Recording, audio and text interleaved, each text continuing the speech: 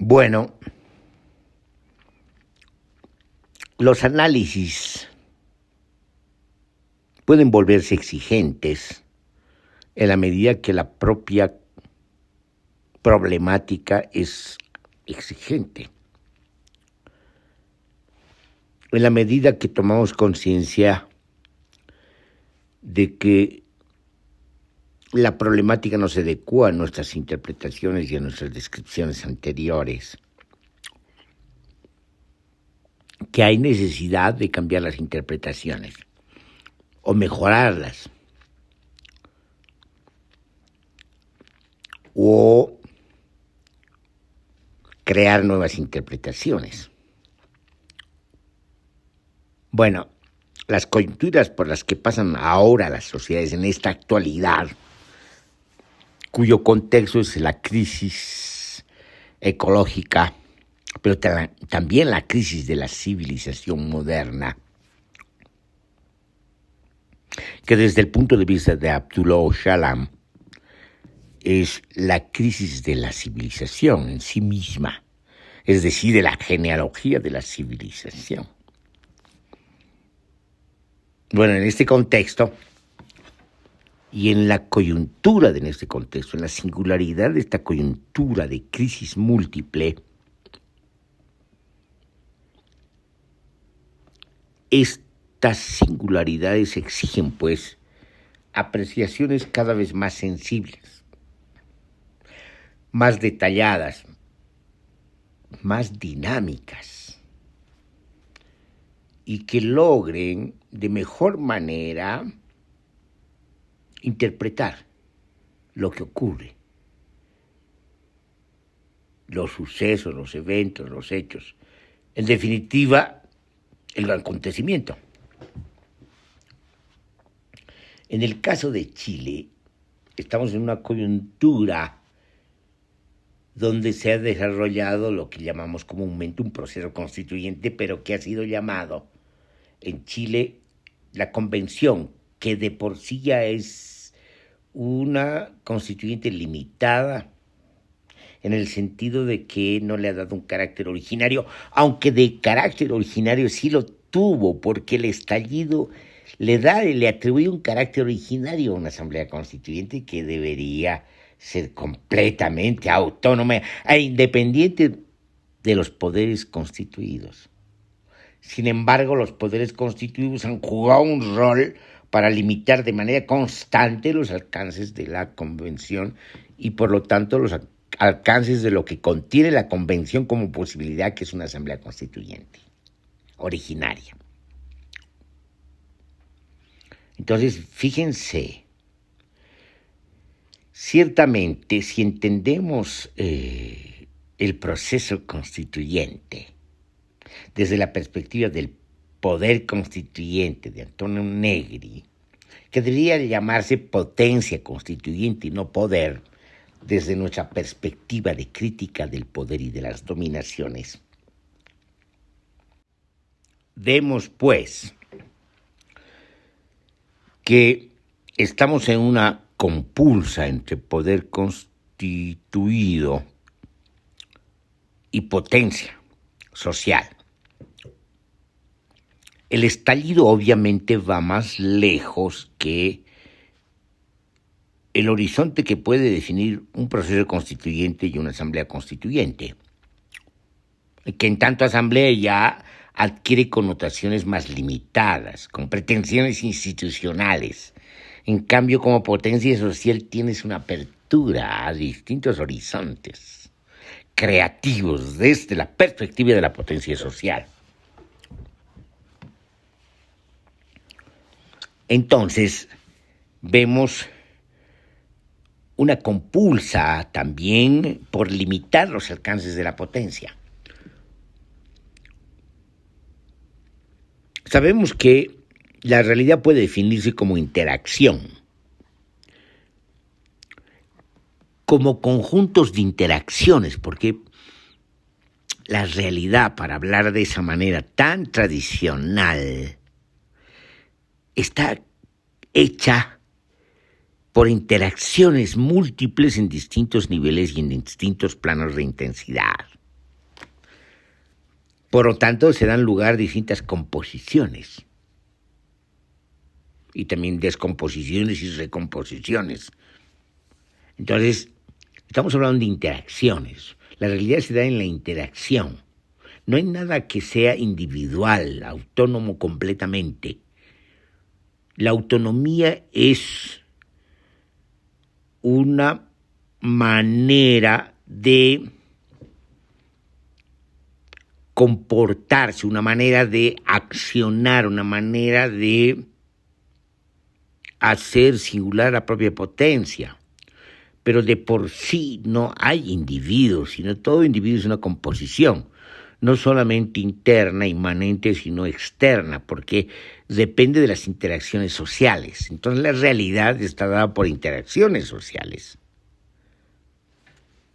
El tema en estas interacciones sociales que definen la realidad, que obviamente es dinámica, cambiante, una dinámica molecular, una dinámica molar, institucional, pero que lo que nos interesa es la dinámica molecular que da vida, para decirlo de ese modo, a las propias dinámicas molares. Hay dinámicas infinitesimales, pues.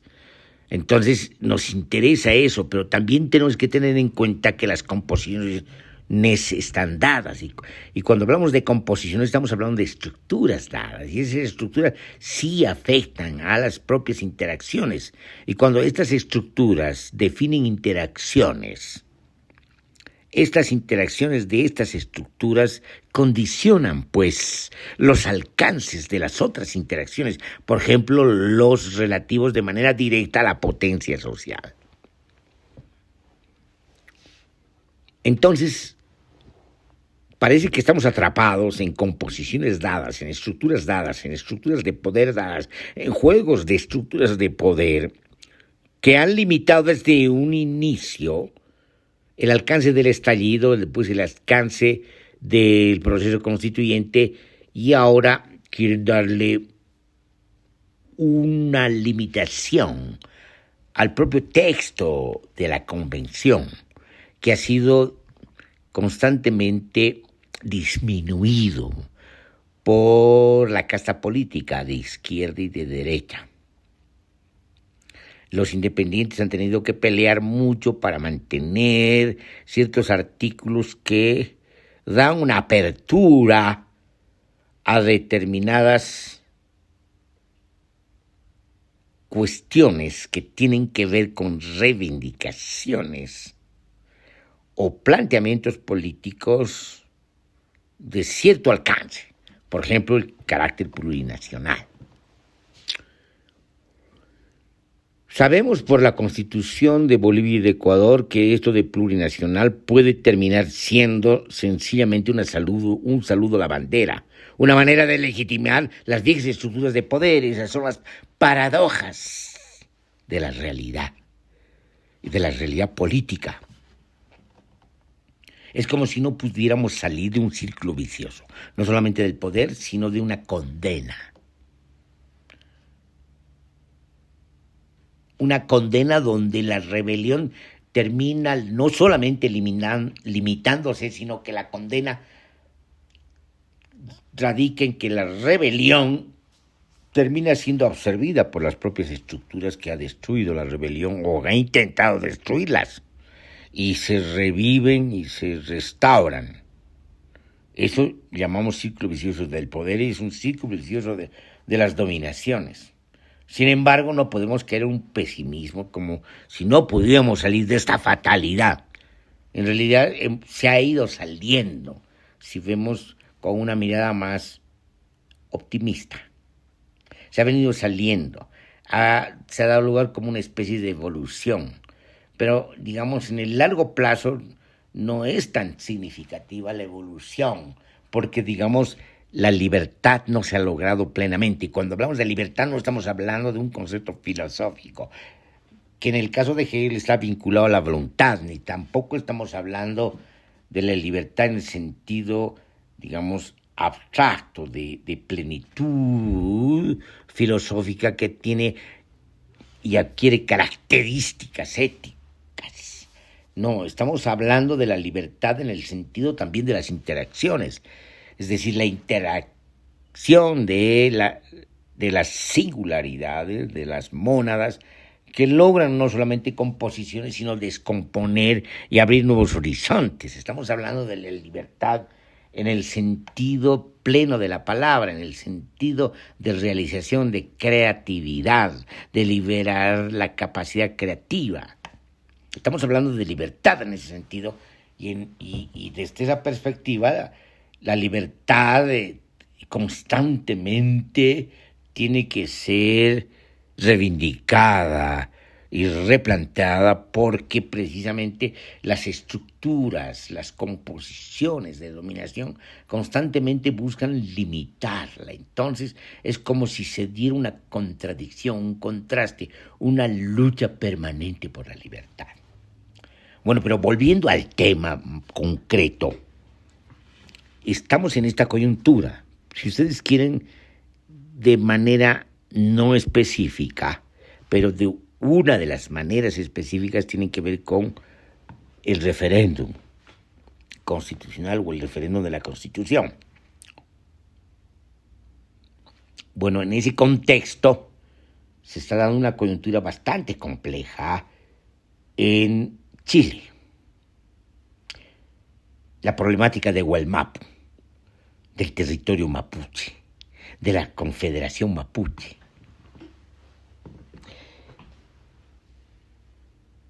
Confederación que tiene sus constituyentes en la convención y que han participado.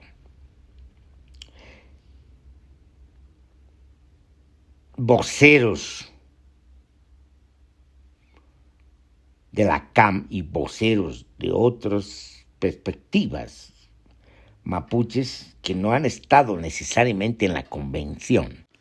Bueno, todas estas expresiones y posiciones mapuches en lo que podemos considerar la Confederación Latente Mapuche definen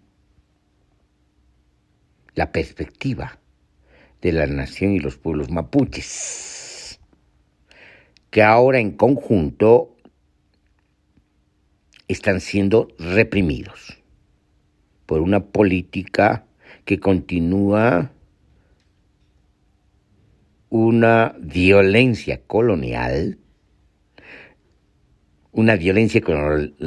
del Estado contra la nación y los pueblos mapuches. Entonces, tenemos por una parte el referéndum constituyente y por otra, en el contexto de la coyuntura, tenemos la represión a la nación y al pueblo mapuche. Entonces, por una parte, una convención donde está en juego un artículo de la Constitución que plantea el Estado plurinacional, y por otra parte tenemos la represión a la nación y a los pueblos mapuches. Obviamente estamos asistiendo a una contradicción profunda que devela las contradicciones mismas de la sociedad y del Estado. Y obviamente que son un desafío para los movimientos, para lo que se considera eufemísticamente la izquierda, que ya está bastante degradada por toda esta larga historia que ha terminado siendo una historia de regresiones. Entonces, necesitamos hacer un análisis de esta situación. Y obviamente de los análisis anteriores, haciendo una evaluación de los análisis anteriores y de los alcances de los análisis anteriores, pero además de sus propios procedimientos, o si ustedes quieren, paradigmas o métodos de análisis, puesto que los dejan en cuestión, en la medida que develan sus propias limitaciones. No alcanzan a entender las dinámicas, los detalles, los mapas de los detalles, el contexto y el perfil y la composición de estas dinámicas moleculares, y por lo tanto no llegamos a interpretar lo que está ocurriendo en ese juego de interacciones, en ese juego de interacciones entre composiciones de interacciones, entre estructuras, en los juegos de poder. Y por lo tanto, en la medida que no se pueda hacer esto, no vamos a poder entender y vislumbrar las posibilidades de la potencia social que está entrampada en estos juegos de poder. En una coyuntura que hemos definido como la de la crisis ecológica y la crisis de la civilización moderna, de la crisis múltiple entre las que se encuentra la crisis múltiple del Estado-Nación, necesitamos, pues, comprender de una mejor manera, de una manera muchísimo más adecuada y sensible lo que está acaeciendo y ver aquello que no se ha visto antes, todo el juego de estas interacciones, todo el juego que parece mostrarnos una especie de condena y fatalidad en un círculo vicioso del poder para precisamente liberar la potencia y evitar que esta potencia caiga en las limitaciones que le impone el poder, las estructuras del poder y en este caso el poder constituido. En ese sentido, está claro que es irrenunciable la lucha de las naciones y pueblos indígenas del continente, que la posibilidad de liberación de las sociedades en el continente y de los pueblos en el continente tiene mucho que ver precisamente con esta reivindicación histórico-cultural de gran alcance que tiene que ver precisamente con la lucha de las naciones y pueblos indígenas del continente. No puede haber liberación de los pueblos, de las sociedades en el continente, sin la liberación de las naciones y pueblos indígenas del continente. Entonces hay una vinculación profunda. Pensar de otra manera como ha pensado la izquierda colonial, como si solo pudiera definirse lo que ocurre en los países desde el punto de vista de lo que ocurre con el modo de producción capitalista y un poco avanzando con el sistema mundo capitalista. Y lo que ocurre con las luchas que adquieren connotaciones nacionales y regionales y mundiales, olvidando la memoria de las estructuras largas de la historia, olvidando el nacimiento de este sistema mundo capitalista que tiene que ver con las oleadas de conquista, las oleadas de colonización y las oleadas de esclavización generalizada.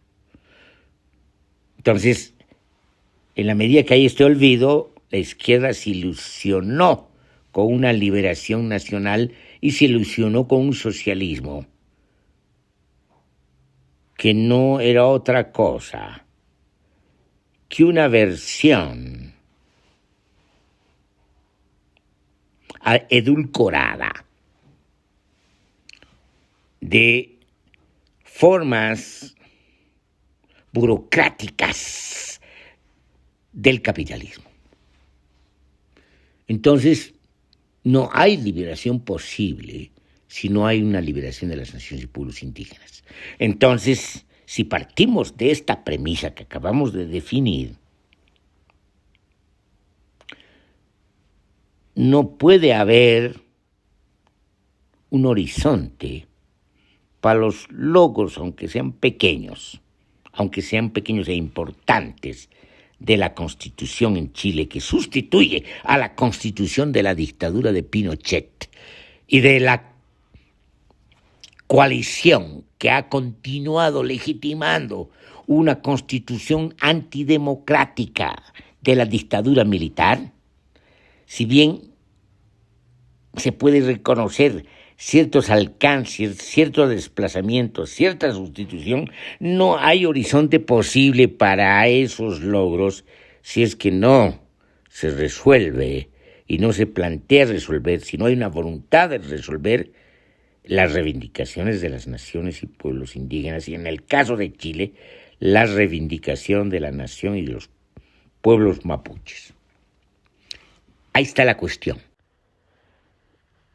Hay dos artículos importantes que se han escrito a propósito de la coyuntura en Chile.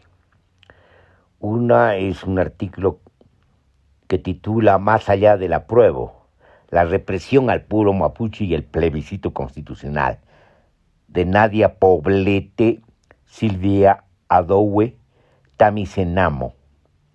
Y el otro artículo es de Raúl Civechi, Progresismo sin caretas.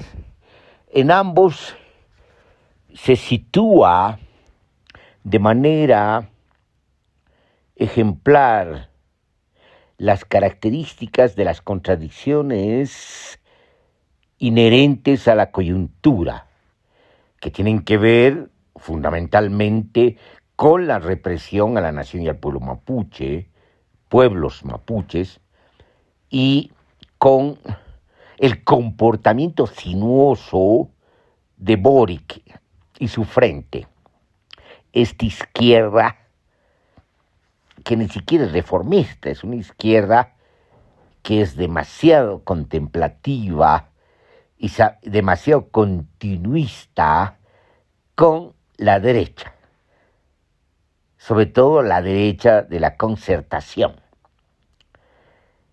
y sobre todo por el comportamiento que han tenido de domesticación del estallido. Cuando el estallido alumbraba horizontes, como dicen las articulistas, las expositoras del ejemplar escrito, de ruptura. Es decir, eran acciones que apuntaban a una ruptura con el Estado, con las estructuras de poder y abrir otros horizontes a la potencia social. Entonces, Boric, su frente y la izquierda de la concertación, y sobre todo la izquierda de este frente amplio, terminan no solamente domesticando al estallido, sino terminan limitando y transfiriendo toda esta energía a un nuevo reacomodo de las estructuras de poder. Estructuras económicas, estructuras políticas, estructuras de clase, estructuras coloniales. En el texto de Raúl Civechi tenemos su expresión crítica y radical de este progresismo, que de progresismo tiene el nombre. Este progresismo que en América Latina ha dado ejemplos de estar muy vinculado al modelo colonial extractivista del capitalismo dependiente y, además, a las nuevas estructuras paralelas del lado oscuro del poder. Y Chile no se queda atrás en el sentido de esta vinculación vergonzosa con estructuras de poder que se han mantenido a lo largo de la dictadura militar y después de las gestiones de la concertación y por último en el último gobierno de Piñera.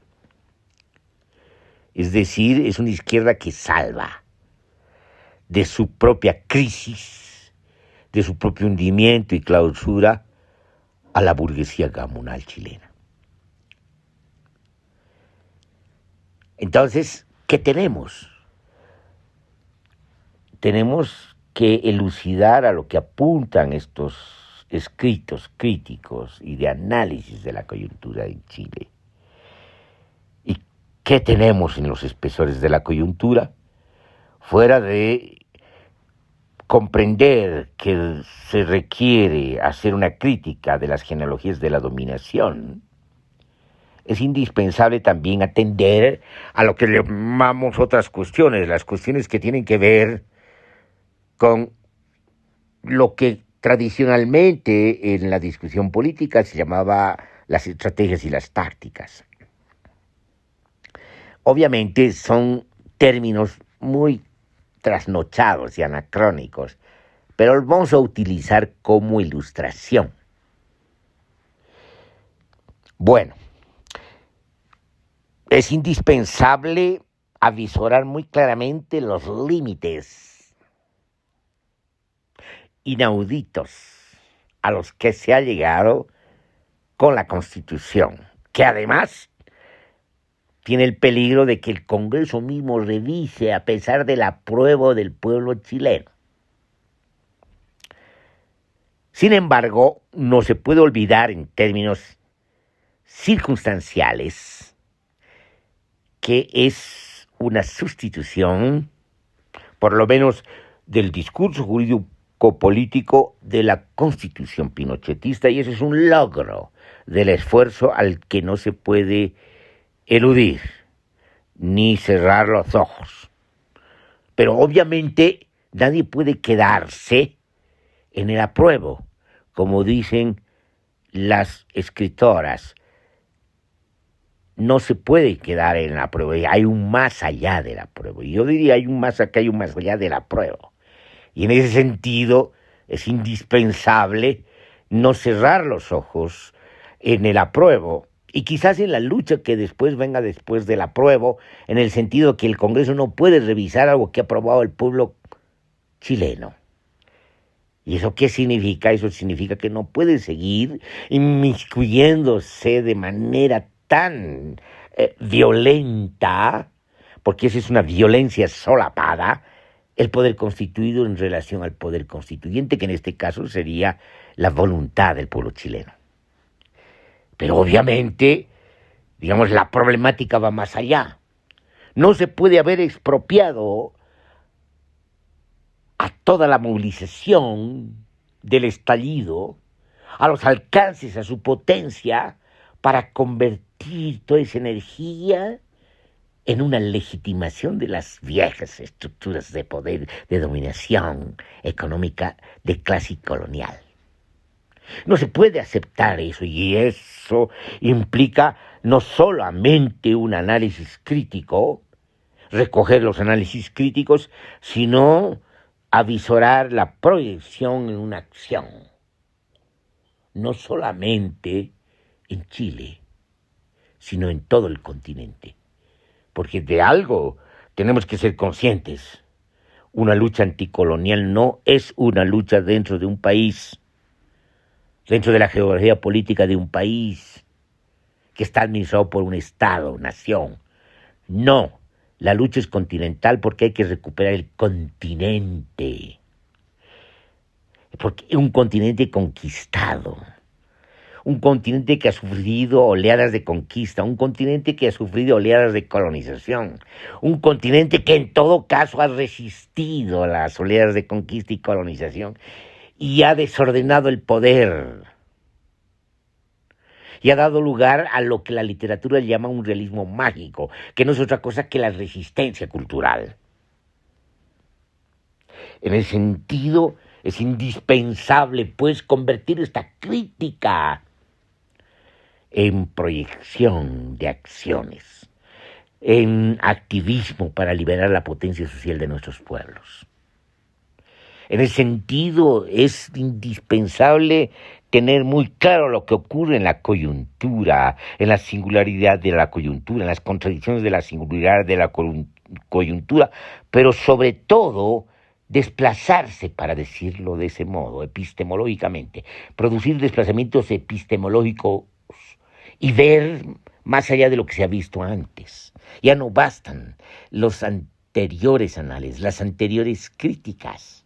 Obviamente ya no bastaban los paradigmas que se usaron del marxismo, inclusive del marxismo crítico, sino es indispensable una mirada mucho más aguda, mucho más detallada, mucho más dinámica, mucho más activa, mucho más potente que logre hacer visible todos los aspectos de la potencia social y nos haga visible todas las vulnerabilidades que tiene el poder, la ilusión del poder, el mapa institucional de las estructuras de poder, tal como se están dando ahora en sus manifestaciones singulares, tanto en el lado institucional del poder como en el lado oscuro del poder.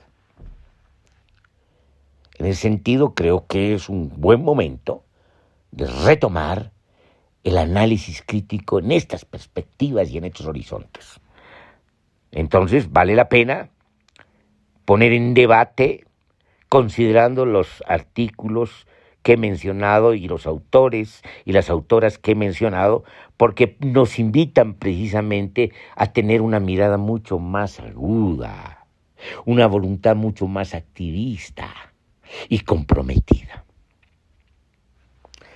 Yo aquí dejaría esta exposición en espera de continuar el análisis, invitando a compañeros y compañeras activistas a involucrarse en una discusión que tenga consecuencias prácticas.